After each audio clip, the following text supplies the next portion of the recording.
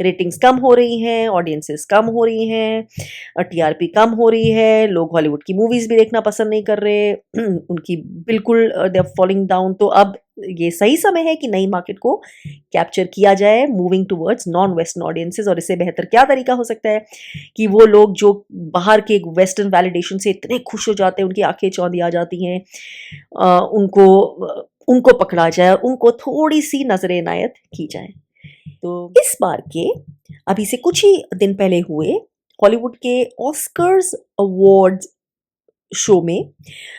India के लोगों के लिए, यानी अधिकतर हिंदी भाषा बोलने समझने वाले लोगों के लिए एक बहुत बड़ा सरप्राइज रखा गया। और वो सरप्राइज ये था कि इस बार के ऑस्कर्स के होस्ट कॉनन ओब्रायन, जो अमेरिकन प्रेजेंटर, कमेडियन, राइटर हैं, उन्हें टेलीप्रॉम्प्टर को देखकर हिंदी की 4 पंक्तियां बोलनी थी। अब जो उन्होंने बोली या एटलीस्ट बोलने की कोशिश की, क्योंकि जो असली में बोला वो तो हिंदी भाषा समझने बोलने वाले मेरे जैसे अधिकतर लोगों को समझ ही नहीं आया, उनके सर के ऊपर से निकल गया, एटलीस्ट बिना सबटाइटल्स ढूंढे या बिना किसी तरह की ट्रांसलेशन या सबटाइटल्स देखे, एटलीस्ट टू बिगिन विद। लेकिन मज़े की बात यह है कि बहुत सारे मैं कमेंट्स पढ़ रही हूँ इंडिया के कुछ ऐसे लोगों के जो बड़े खुश हैं इससे कि बहुत बड़ा रिकग्निशन मिला है उन्हें। ये 4 पंक्तियाँ क्या बोल दी कि उनके ऊपर तो बहुत एहसान हो गया, उनको ऑनर मिला है ये बहुत बड़ा, और उनके लिए तो जैसे कि पॉसिबिलिटीज़ खुल गई हैं एंडलेस की। वो इस ताक में है कि शायद उनको और नवाजा जाए और शायद कॉनन ओब्रायन उन पे इतना एहसान कर ले कि इंडिया में आके एक पूरा शो कर दें उनकी सिटी में। क्यों नहीं उन्हें एक शो मिल सकता पूरा अपना वहाँ पर। तो इस तरह की बातें हो रही हैं और ये वही लोग हैं जो अगर अंग्रेजी भाषा में उन्हीं के भारत में रहने वाले कोई लोग नहीं समझ पाए, नहीं ठीक से बोल पाए, तो वो उसका मजाक उड़ाएंगे, उसे लुक डाउन अपॉन करेंगे। अब इस वीडियो का पर्पस ये नहीं है एक्चुअली ये बोलना कि हमारा भारत सबसे बेहतर है, हम दूसरों को क्यों देखें, ये सब नहीं है। और ना ही मैं ये बोलना चाहती हूँ कि हमें एक ग्लोबल जो है एक कलेक्टिव अंडरस्टैंडिंग और हार्मनी में नहीं रहना चाहिए, एक दूसरे के अच्छे जो भी उनकी संस्कृति में, जो भी एक दूसरे के ट्रेडिशंस में, कल्चर में, लिटरेचर में, भाषा में उसमें कुछ अच्छा हमें लगता है तो हमें नहीं उसके लिए क्यूरियोसिटी रखनी चाहिए, या नहीं नहीं उसका सम्मान करना चाहिए, नहीं एक दूसरे से सीखना समझना चाहिए, या नहीं एक दूसरे के अच्छे भाव को रिकग्नाइज करना चाहिए। लेकिन बात यहीं आती है जो मैं बोलना चाहती हूँ, अच्छा भाव। भाव क्या है उसकी असलियत समझना, एटलीस्ट ऑथेंटिसिटी को समझना, एटलीस्ट इतनी विजडम तो रखें। तो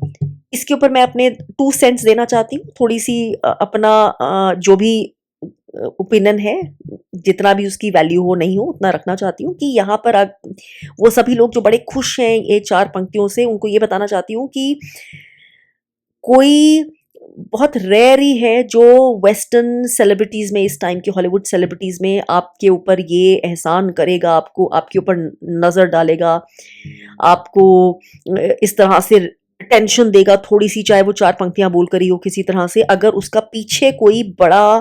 मायने नहीं है, कुछ फायदा नहीं है या कोई एजेंडा के तहत नहीं है। अनफॉर्चुनेटली अभी की जैसे दुनिया चलती आ रही है,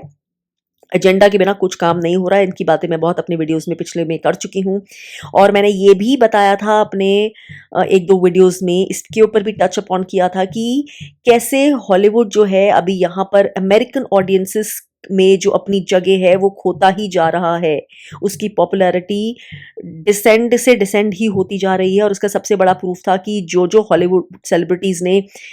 जो भी बातें लोगों के ऊपर चेपने की कोशिश की, जो भी ओपिनियंस, चॉइसेस लोगों के ऊपर चेपने की कोशिश की अमेरिकन इलेक्शंस के दौरान, इस बार नेशनल इलेक्शंस के दौरान, वो they fell flat on the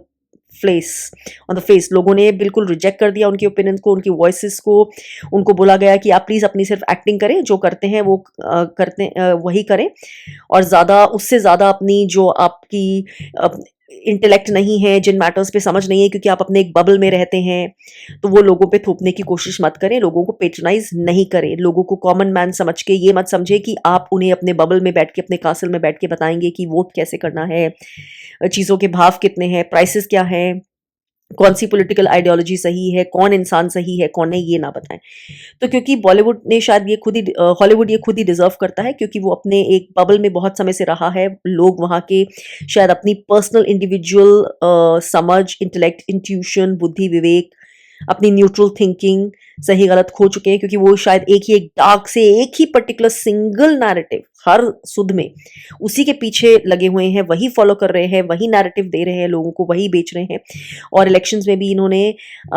वही एडवर्टाइजमेंट किया था, जो जिनके लिए भी इन्होंने अपना पक्ष दिखाया था कि इन्हें वोट करें या इन्हें नहीं, वो सब बहुत सारे पैसे लिए थे उन एडवर्टाइजमेंट्स के लिए। तो अगेन वो ऑथेंटिक व्यू पॉइंट से नहीं आया था। As I said, it's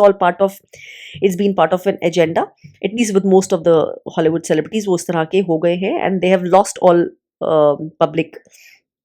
sympathy. At least बहुत सारे लोगों की आंखें खुल गई हैं जिनकी पहले बंद थी, और उनको वो देख पा रहे हैं इन लोगों को, वो असलियत में जो है। इसमें बहुत सारे सेलिब्रिटीज, ओपरा विनफ्री, जूलिया रॉबर्ट्स, इनफैक्ट नाम लेने की जरूरत नहीं है, क्योंकि जब मैं अधिकतर बोल रही हूँ तो फिर अधिकतर इसी कैटेगरी में आते हैं। तो they have lost respect with the people, people have lost faith in them, in their word, in their intentions, क्योंकि उन्होंने हरकतें ऐसी ही की हैं। People are able to see through them.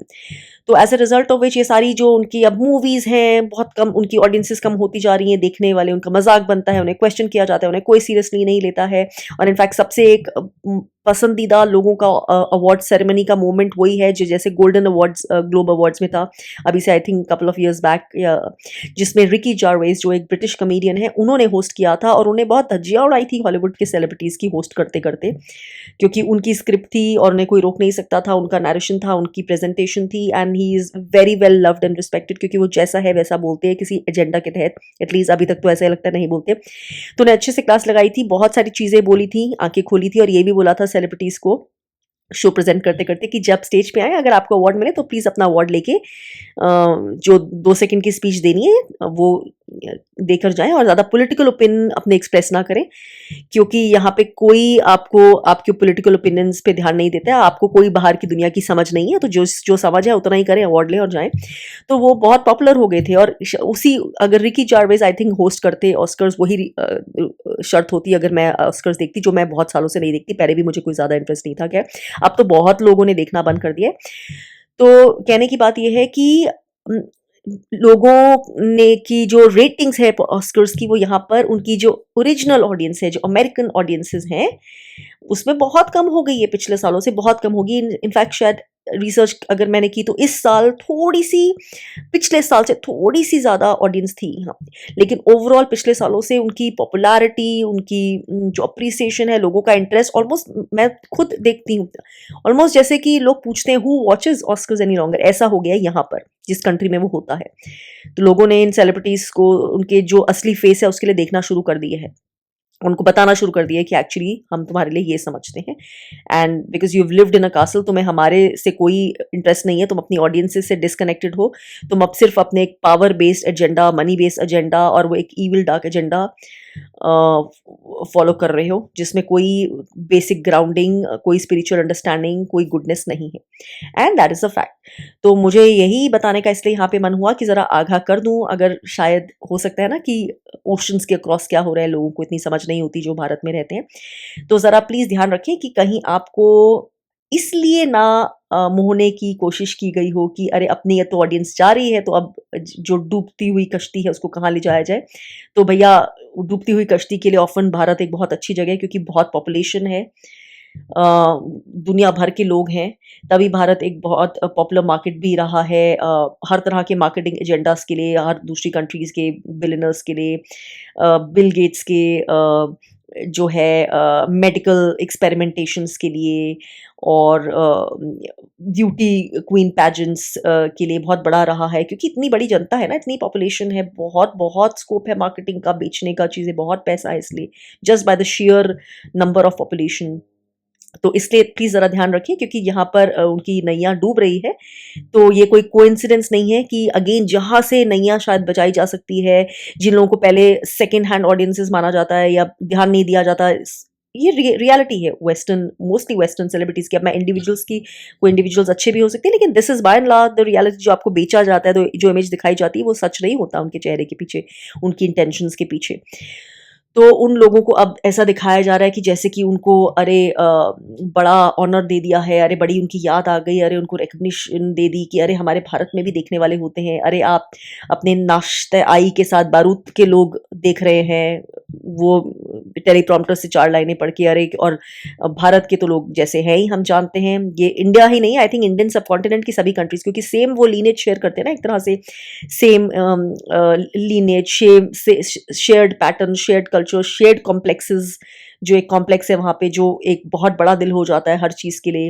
When it comes to the western person, तो उसके लिए अलग ट्रीटमेंट होता है। ये हम सब ने देखा ही होगा अपनी लाइफ्स में भी, कहीं ना कहीं अपने कंट्री के हमें माइंडसेट पता होता है अधिकतर।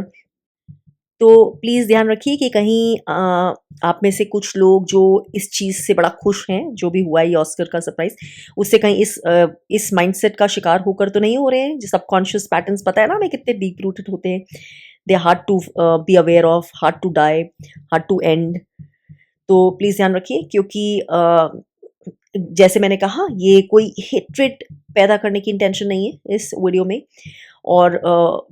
कोई क्रॉस कल्चरल जो है हॉस्टिलिटी पैदा करने की वो नहीं है। जैसे मैंने कहा, सब जो इस भाषा से अच्छा लगे, जो लिटरेचर अच्छा लगे, जो आर्ट, ज़रूर अपनाएं, ज़रूर सीखें, ज़रूर एम्ब्रेस करें जो अच्छा, ये बिल्कुल पर्सनल और इंडिविजुअल फ्रीडम है, लेकिन ऑथेंटिसिटी के कॉस्ट पे नहीं। और अगर आप नहीं ऑलरेडी अवेयर तो आप शायद ये भी जानना चाहेंगे कि अधिकतर लोग जो है, जो बहुत सारे लोग ऑडियंसेस हैं, वेस्टर्न ऑडियंसेस हैं, लोग हैं जो यूट्यूब की वीडियोस बनाते हैं, जो आपको आपके ही गानों पर, आपकी ही फ़िल्मों पर रिव्यूज़ देते हैं, देखते हैं, और आप में से बहुत सारे लोग सजेशन देते हैं, "अरे! अब ये डांस देखना, अरे! अब ये गाना देखना, अरे! इस हीरोइन का देखना, इस मूवी का देखना।" और वो सारे देखते हैं और रिव्यूज़ देते हैं और आपको बहुत एंटरटेनिंग लगता है, एक्साइटिंग लगता है। इसलिए सबसे ज़्यादा कि अरे कोई वेस्टर्न इंसान, कोई दूसरे देश का ऐसे इंसान हमारे वीडियोज़ देखकर और हमारे पर ये ऑनर कर रहा है, हमारी चीज़ों में इंटरेस्ट ले रहा है, देखो हमारी फ़िल्म में, हमारे म्यूज़िक में देखो हम कितना अच्छा काम करते हैं, वैलिडेशन दे रहा है, इनको भी समझ आ रही है, अरे इनको भी अब पता चल रहा है। तो थोड़ा-सा बुद्धि का इस्तेमाल कीजिए। उसमें से बहुत अच्छी बात होती है अगर ये वाले लोग जो ये काम कर रहे हैं वो जेन्युइन लव से कर रहे हैं, उन्हें जेन्युइन इतना शौक है उस चीज़ का, जेन्युइन प्यार है, जेन्युइन क्यूरियोसिटी है। लेकिन अनफॉर्चुनेटली ऐसा नहीं है। मोस्ट लोग जो ये काम कर रहे होते हैं, अगेन उसलिए कर रहे होते हैं, वही फैक्टर जो मैंने शुरू में बोला, पॉपुलेशन की। इतनी पॉपुलेशन है इंडिया की कि अगर कुछ और नहीं काम उनका वहाँ हो रहा, अगर यही सेम काम वो अपनी ऑडियंसेस के बीच में करेंगे तो शायद नहीं चलेगा। तो उन्हें लगता है चलो यही चीज़ ये खुश कर दो। उन्होंने स्ट्रैटेजी अच्छी होती है कि भारत के लोगों को खुश कर दो। उनकी चीज़ें देखो, जो नेक्स्ट सजेशन दिया है, नेक्स्ट सजेशन ये मूवी पकड़ो, ये क्या करना है? अच्छा लगे, नहीं लगे, हमें कुछ अगर जेन्युइन नहीं भी लग रहा हो तो फेक कर देंगे एक्सप्रेशंस, फेक कुछ बोल देंगे जो भी, जिससे लोग खुश हो जाएँ बेसिकली। ऐसे दिखा देंगे कि कितना मज़ा आ रहा है सुनने में। लेकिन हमारे एज़ लॉन्ग एज़ हमारी रेवेन्यू स्ट्रीम इतनी अच्छी चलती रही, क्योंकि इस कंट्री में हमने अपनी ऑडियंस बना ली है, इससे बेहतर क्या हो सकता है? तो इसलिए जेन्युइननेस की एटलीस्ट हमेशा परख रखिए। एजेंडा तो नहीं है, क्या आपसे कोई फ़ायदा उठाकर, क्या आप जहाँ रहते हैं उससे उसका सिर्फ़ फ़ायदा तो नहीं हो रहा है, सिर्फ़ फ़ायदे के लिए ही तो आपका इस्तेमाल नहीं हो रहा है? इस चीज़ का ज़रूर ध्यान रखिए। प्यार से और जो सही भाव से जो चीज़ कर रहा है ना, उसका सम्मान है और वेलकम है, लेकिन अधिकतर लोग, रियलिटी है, इसलिए नहीं कर रहे होते, इंडिया को अटेंशन इसलिए नहीं दे रहे होते, इन रीज़न्स के लिए, इन नाइस रीज़न्स के लिए, ब्यूटीफुल रीज़न्स के लिए नहीं दे रहे होते। वो एजेंडा पैसा कमाने का या वो कुछ ना कुछ अपॉर्च्युनिटी एक्सप्लॉइट करने का होता है, जिसके लिए इंडिया बहुत ही एक एक्साइटिंग लैंड है इन रीज़न्स के लिए, बिकॉज़ ऑफ द पॉपुलेशन। तो बस फाइनली यही बोलना चाहूँगी कि ये मिस्टर कॉनन ओब्रायन के थ्रू जो भी करवाया गया है, ऑस्कर के जो भी एडमिनिस्ट्रेशन है, जो भी लोग होते हैं, ऑर्गेनाइजिंग बॉडी या जो भी करता धरता है, वो सब मुझे नहीं पता, लेकिन प्लीज़ उनका रीज़न ध्यान रखिए, इससे पहले कि अपना दिल दे बैठे कॉनन ओ ब्रायन के इस जेस्चर को। प्यार अवश्य करिए, ऑनर अवश्य करिए, लेकिन अपने प्यार और अपनी अटेंशन को किसी और को इतने सस्ते में यूं ही ना खरीदने दीजिए। जैसे, जब और जितना उनका मन करे, उस हिसाब से, और सिर्फ तब तब।